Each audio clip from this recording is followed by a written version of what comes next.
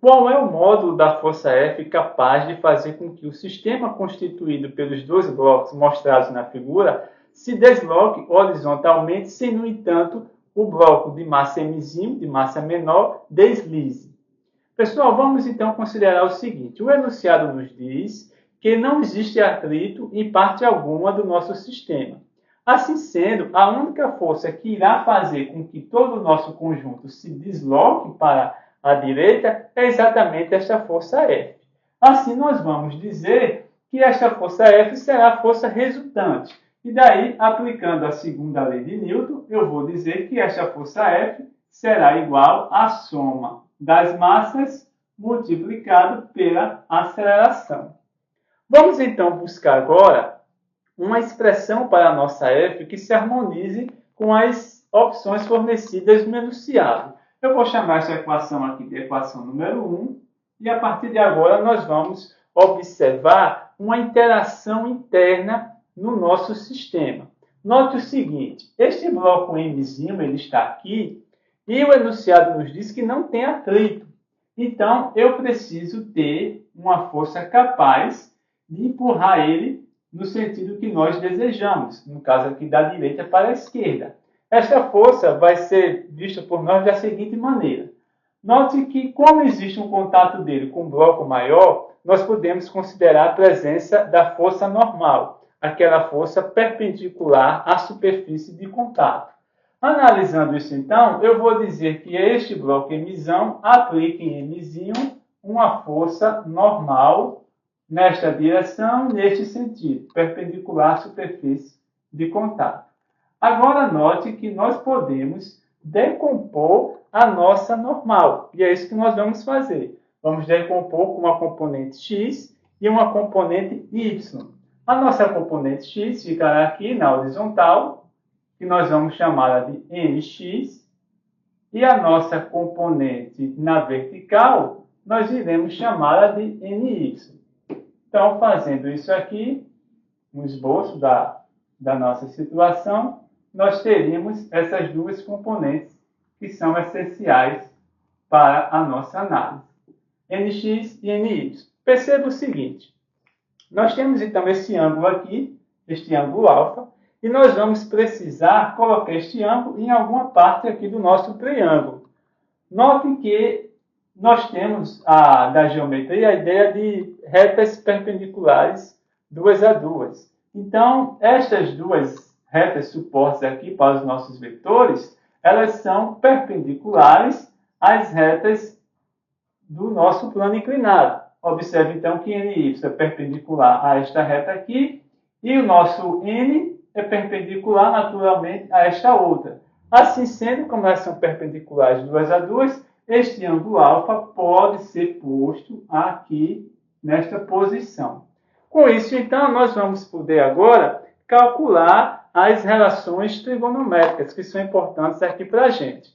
Observe, então, que o nosso NY ele será obtido pelo cosseno, né? Ele está encostado aqui ao ângulo alfa, então ele será n vezes o cosseno de alfa. Já o nosso nx, a nossa normal na direção x, será n vezes o seno de alfa. Agora perceba o seguinte, na vertical, nós precisamos considerar que existe um peso que está atuando também no nosso bloquinho N. Então, esta componente NY, como esse bloquinho Mzinho, ele nem sobe nem desce, esta componente NY precisa cancelar a força-peso que atua nele. A força-peso atuando nele, na direção vertical, precisa ser cancelada por NY. Assim sendo, eu vou dizer que NY, que é igual a N cosseno de alfa, é igual a Mzinho vezes G. Por outro lado, o Nx, que é a componente da horizontal, é ele, então, que empurra Mzinho para lá, para a esquerda, fazendo, então, com que ele caminhe junto com Mzão. Então, por causa disso, eu vou dizer que na horizontal, a componente mx será a força resultante atuando aqui no nosso mzinho, nessa interação interna aí dos nossos blocos. Então, vai ficar a massinha vezes a aceleração. Note, então, agora que desta equação aqui, nós podemos isolar o n. Eu vou dizer, então, que este n será igual a mg dividido pelo cosseno de alfa.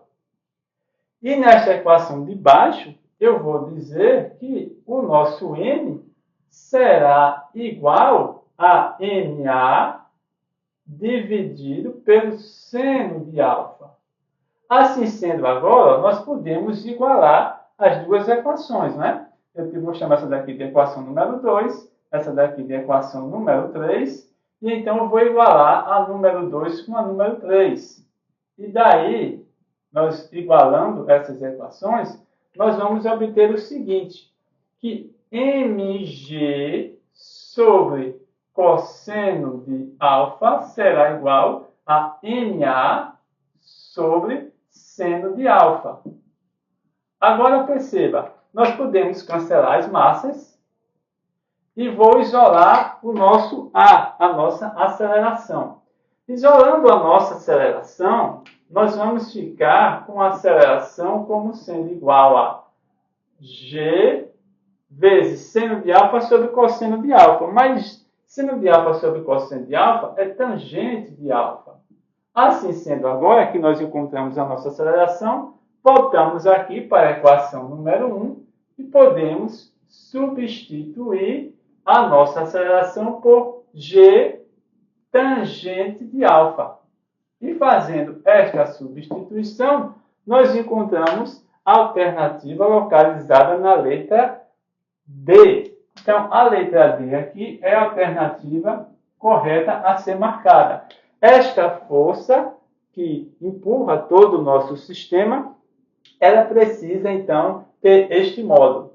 E note o seguinte também, por que nós utilizamos esta expressão da aceleração, que nós encontramos em mzinho, utilizamos na nossa equação principal? Nós fizemos isso exatamente porque ambos possuem a mesma aceleração. Já que mzinho está indo junto com mzão, nós, assim, podemos fazer esse tipo de substituição. A aceleração que eu tinha encontrado para mzinho, apliquei, então, se referindo a todo o conjunto.